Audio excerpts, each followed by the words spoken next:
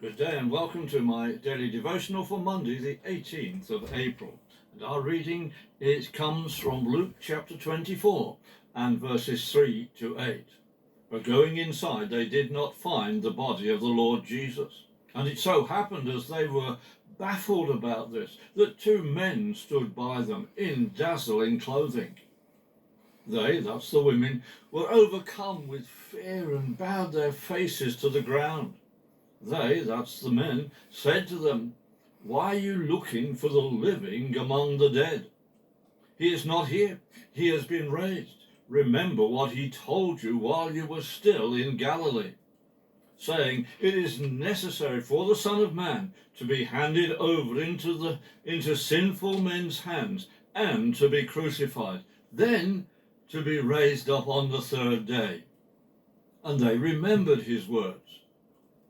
We can only imagine the first thoughts of the women as they entered the tomb, only to discover that it was empty.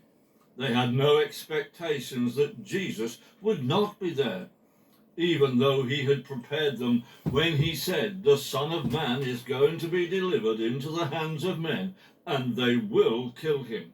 But 3 days later, after he has been killed, he will rise up." And that's from Mark 9 and verse 31.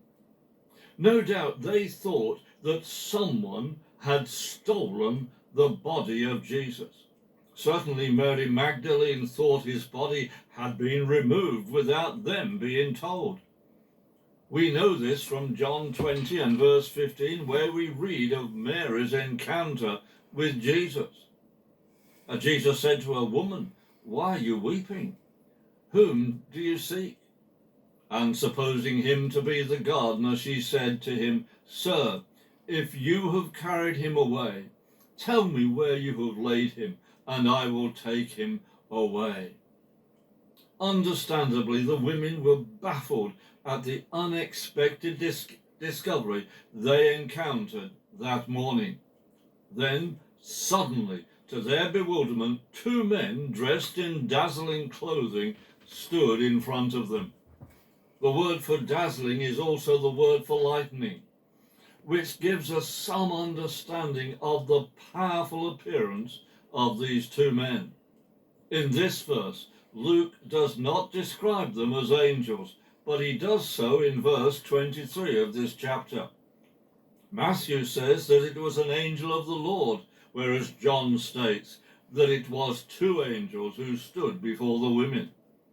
Mark does not describe them as angels.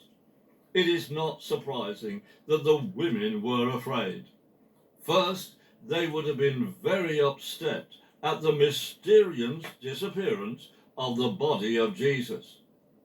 Now they were frightened by these two men, dressed like no one had ever seen anyone dress before. When angels appeared before people, it was usual for them to say, "Don't be afraid." Luke does not record this here, but Mark does in Mark 16 and verse 6.